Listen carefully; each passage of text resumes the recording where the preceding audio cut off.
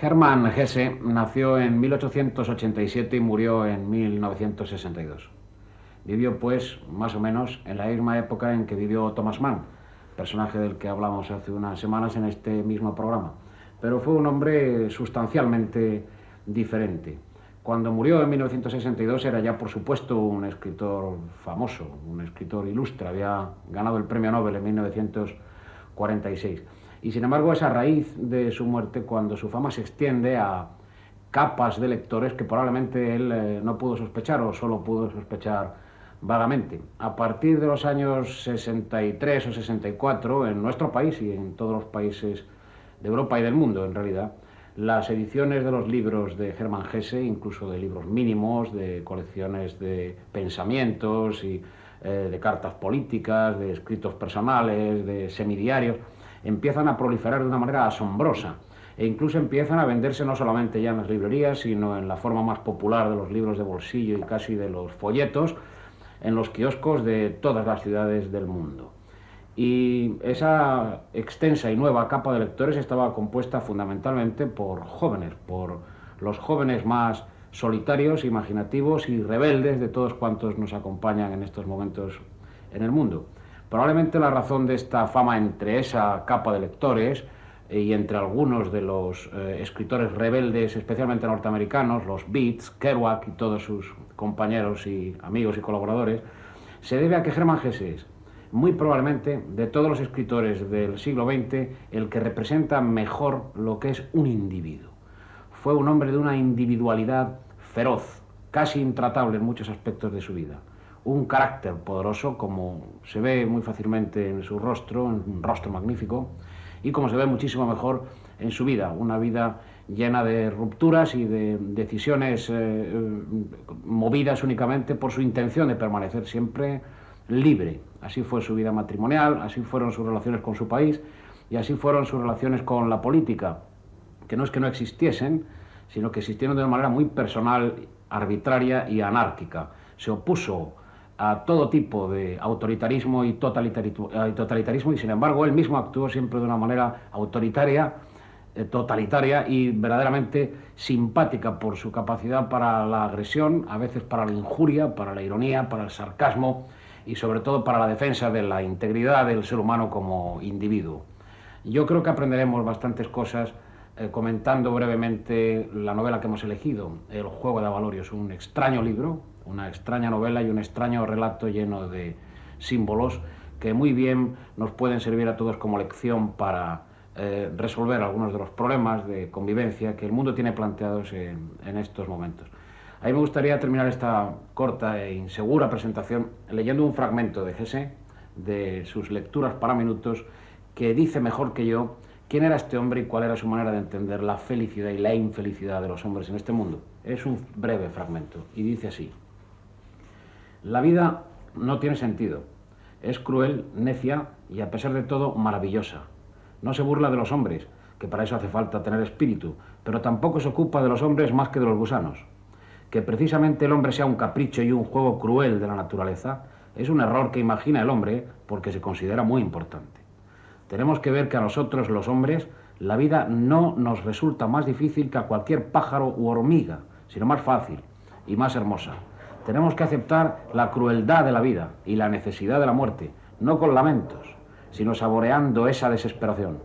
Solo después de digerir toda la atrocidad o falta de sentido de la naturaleza, podremos empezar a enfrentarnos a esta cruda falta de sentido y arrancarle por fin su significado.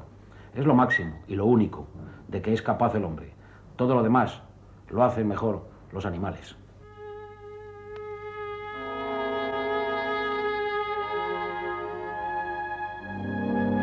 Esto es Calw, una pequeña ciudad de la Selva Negra alemana, en la que nació el 2 de julio de 1877 Hermann Hesse.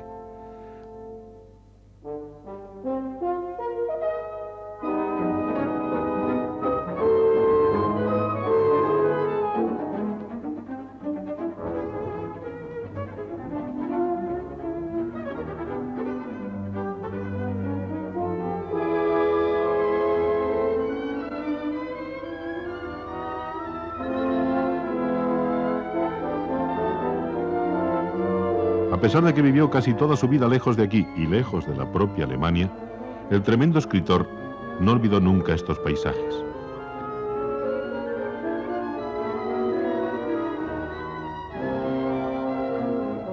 El cauce romántico del río Nagold, los olorosos bosques. En algunos de sus relatos cortos, reinventaría su villa natal, a la que dio el nombre literario de Gerberschau. Amó su placidez, pero también se sintió ofendido por la vida estrecha, gazmoña, limitada por la vecindad y por el miedo a la aventura de su niñez y de su familia.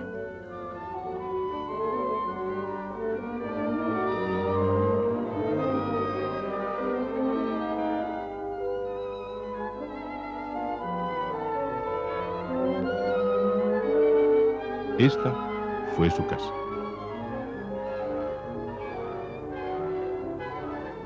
En ella vivió con sus padres, el misionero Johann Hesse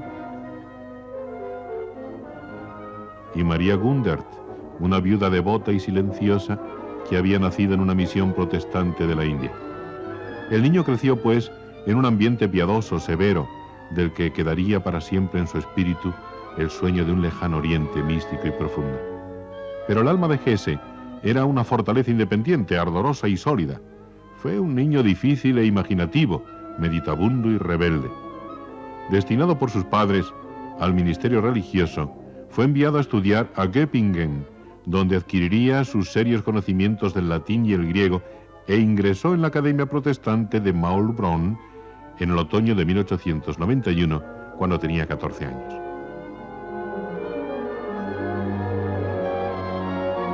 No tardó en escaparse. Devuelto a la academia, agredió a uno de sus compañeros y amenazó con suicidarse, lo que decidió a sus padres a ponerlo bajo la tutela del pastor Blumhardt en Bad Boll. Pero se escapó también, esta vez con un revólver, y su familia, aterrada ante la tenaz resistencia del muchacho, creyó encontrar la solución confinándolo en una institución de Stettin que Hermann Hesse consideró siempre como un manicomio. Consiguió salir de allí y regresar a la escuela, pero en 1894 abandonó todo y se dedicó por algún tiempo a trabajar en Calv como aprendiz de relojero en la casa Perrault. Viviría luego en Tübingen, empleado en un almacén de libros, y más tarde en Basilea, libre ya de la presión familiar y dueño de una cultura informal, vasta, misteriosa, insegura y sorprendente, adquirida tanto en los libros como en los museos, las salas de conciertos y las tertulias. Es entonces, hacia 1899, cuando nace como escritor.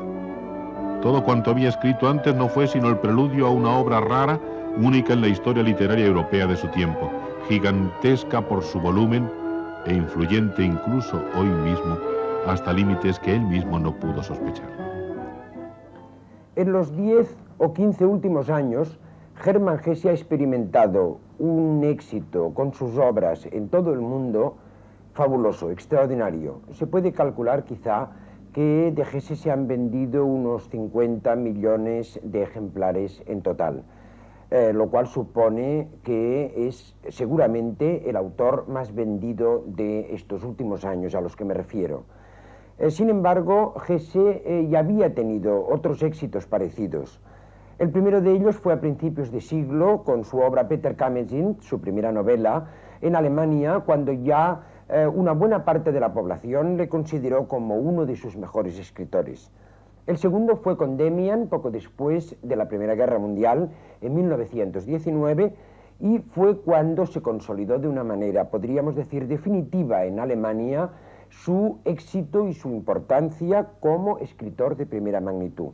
Y el tercero fue cuando, poco después de la Segunda Guerra Mundial, se consideró que Hesse estaba muy próximo a los existencialistas con su obra El lobo estepario, y ya fue traducido a todo el mundo y tuvo no solamente resonancia en su propio país, sino también en Francia, en Norteamérica y en muchos otros países, por ejemplo, aquí mismo en España. Este éxito yo creo que se debe fundamentalmente a que Hermann Hesse ha sido un hombre que se ha establecido en una posición contraria a la cultura establecida, que ha sido un hombre que ha ido a buscar no solamente una cultura profunda, sino sobre todo una cultura vivida, cosa que a la juventud de la época actual ha entusiasmado fundamentalmente frente al exceso de academicismo existente, sobre todo en países donde lo académico ha tenido gran importancia, como Alemania, Francia, Estados Unidos o Inglaterra, una cultura que se trataba sobre todo de ser profundizada en el propio individuo. Hesse fue un hombre que no solamente estudió los problemas externos de la sociedad y fundamentalmente los de la cultura, sino sobre todo que intentó investigarse, conocerse a sí mismo, y en esto ha seguido mucho y muy decididamente los pasos de la misma Europa y en cierta manera de la misma América e incluso del mismo Japón, puesto que a Asia también ha llegado su fama y su éxito de una manera arrolladora. Digo que ha seguido también esta manera de una cada vez más profunda introspección, un análisis de sí mismo, con el fin de que, como decía Nietzsche, la cultura no sea solamente una cosa conocida exteriormente, sino sobre todo íntimamente vivida. En una incesante y apasionada búsqueda de libertad, Hesse se casaría 3 veces. Primero con María Bernoulli, que terminó loca. Luego con la cantante Ruth Wenger. Por último con la historiadora y arqueóloga Ninon Dolben, que lo acompañaría hasta su muerte en 1962.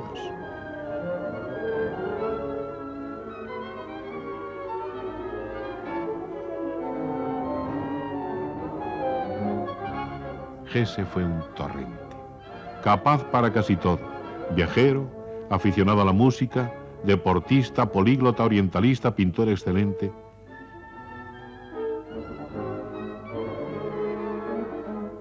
Estas son, por ejemplo, algunas de las acuarelas que pintó entre 1917 y 1927 y que nunca hasta hoy han sido mostradas a través de la televisión.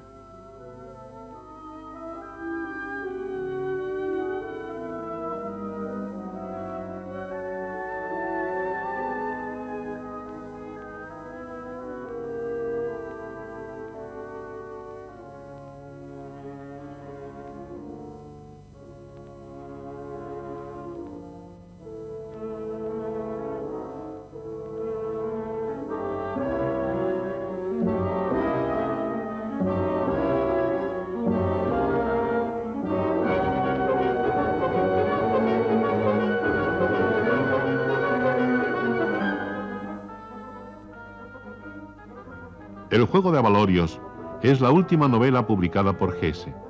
Apareció en 1943. Para entonces, al menos 3 grandes libros del extraordinario rebelde habían conquistado el mundo.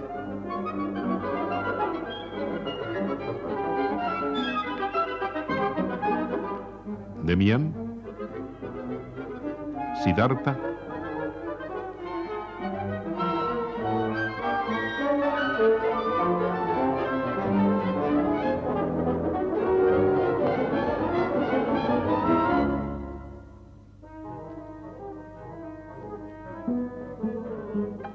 y el lobo estepario. En ellos, y en casi todos los demás, Hesse glosaba furiosamente los 2 grandes temas de su vida: la inútil carga de la educación convencional y el dramático debate entre los modos burgueses de vida y la libertad creadora. Se dice, y es cierto, que Hermann Hesse se ha situado siempre al margen de la sociedad bien pensante, de la sociedad aceptada, establecida.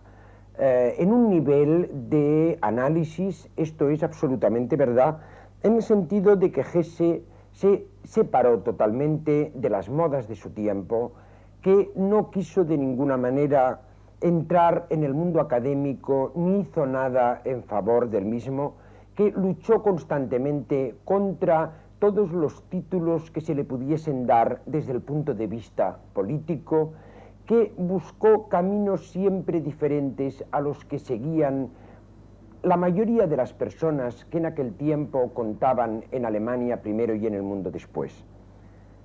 Por ejemplo, el mundo del oriental supone para Hesse una desviación con respecto a este grueso de la cultura alemana y europea, y él lo siguió con un fervor extraordinario. No hay que olvidar que el mismo Hesse había sido nieto de un misionero que había trabajado en la India. Con todo, en un análisis más profundo, en un análisis más real de la verdadera obra de Hesse, yo creo que no hay una auténtica diferencia entre lo que está haciendo Hesse en sus años que lo que hacen otros grandes escritores de su momento, fundamentalmente un Hermann Broch, un Thomas Mann, un Jünger, etc. En definitiva, a todos les está preocupando la misma cosa, y es la decadencia terrible del espíritu alemán, aquello que había sido la Alemania del siglo XIX, de una fuerza espiritual, de una fuerza cultural de primerísima magnitud.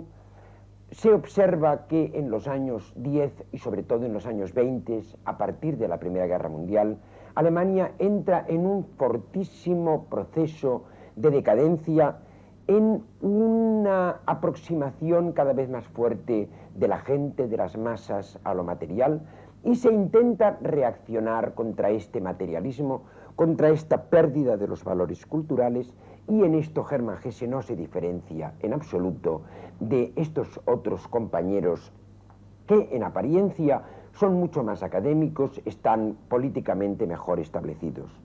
En realidad, Hermann Hesse está buscando su propio camino, que es lo que están haciendo prácticamente los mejores espíritus de la Alemania de su tiempo y de la Europa y del mundo entero de su tiempo. Por lo tanto, creo en efecto que Hermann Hesse es un outsider, un hombre que se coloca fuera de la sociedad, pero en cuanto se coloca fuera de la sociedad, puede decirse que está haciendo prácticamente lo mismo, una lucha en favor de los valores culturales contra la progresiva materialización de la sociedad y la decadencia de la cultura de su tiempo.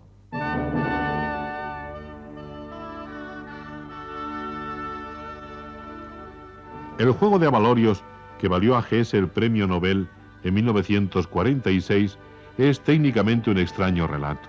Un cronista anónimo en el año 2400 relata la historia de un lugar mitológico, Castalia, la provincia del pensamiento, de un misterioso juego musical y matemático, el juego de las bolas de cristal, y de un hombre, Joseph Knet, Ludi Magister, maestro del juego, al que se llama en los anales de la fantástica Castalia Josephus III.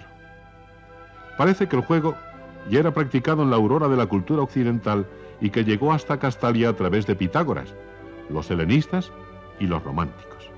Pero alcanzó su desarrollo final y su grandeza, según el historiador Zingenhals, en la era del folletón, perfectamente descrita en el libro para que sepamos todos que se trata de nuestra era, la era de los suplementos dominicales, de la vulgaridad.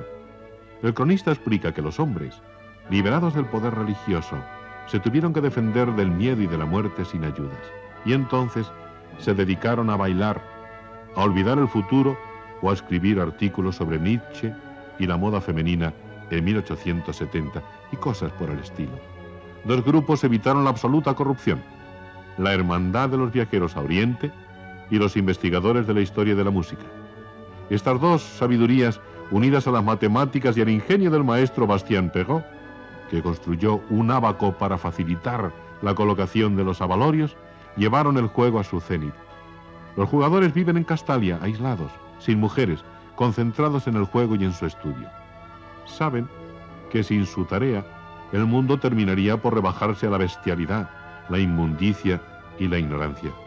Knet, el maestro, vive el periodo cumbre de Castalia, también el instante en que se inicia un declive.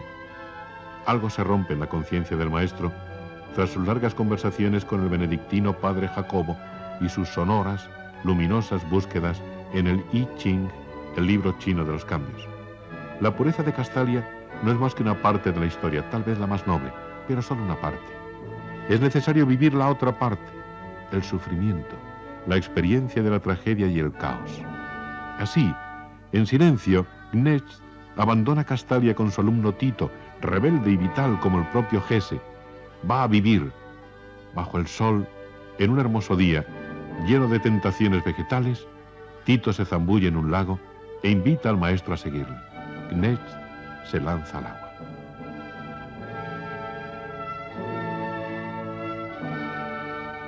Después del salto emergió sin dilación, descubriendo delante de él al nadador Tito con gran ventaja. Se sintió furiosamente arremetido por el frío, enemigo salvaje, y todavía quería estar luchando para disminuir la distancia, para alcanzar la meta de la competición, por la estimación y la camaradería, por el alma del muchacho, cuando ya luchaba con la muerte, que atajándole le acometía con un abrazo. Con todas las fuerzas resistió mientras el corazón pudo latirle.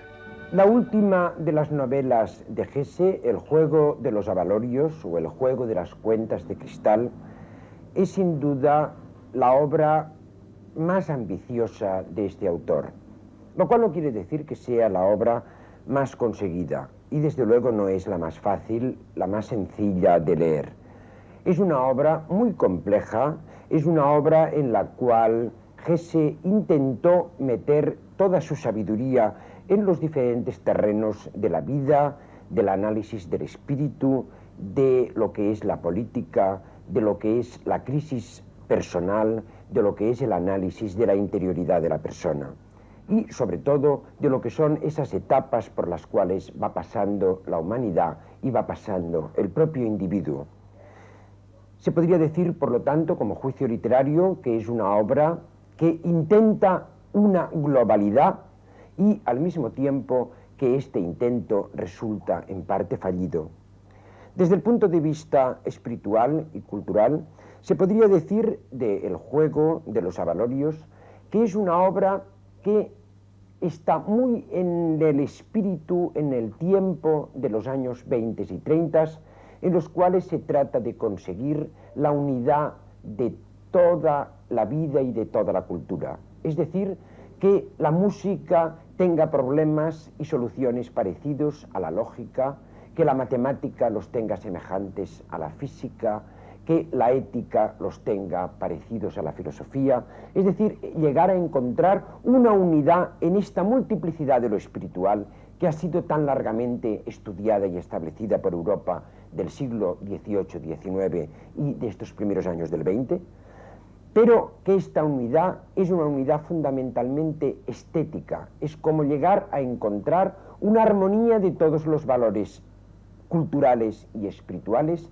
en la mente, y participa sobre todo de la época de los años 40 y principios y sobre todo de la posguerra, en el sentido de que entra en crisis este deseo de encontrar una unidad, porque la Segunda Guerra Mundial supone un hachazo tan fuerte para todo intento de crear una armonía hermosa, estética, utópica, que el hombre se da cuenta de que por más que haga, nunca llegará a encontrar una verdadera solución en el espíritu y que es preciso, además, lanzarse a la vida cotidiana, a la vida personal, incluso a la política. Por lo tanto, lo último que podría decirse de esta obra es que, además de ser un deseo de encontrar una unidad, es también una necesidad de lanzarse a los problemas más directos y más comprometidos de la humanidad en general y de los intelectuales en particular. La muerte convierte a Agnès en el supremo maestro. La historia humana va a continuar, pero no será jamás escrita en Castalia, el mundo musical, estético de los intelectuales. La historia es Tito, que sobrevive, es el intento desesperado y fascinante de aceptar los riesgos y ser capaz luego de jugar a los abalorios con serenidad, con la precisa magnificencia de la música exacta. Hermann Hesse, que se zambulló en el lago y afrontó la emoción catastrófica de la vida, también supo jugar el gran juego. Pulimentó su soledad hasta dejarla transparente y deslumbrante como una bola de cristal.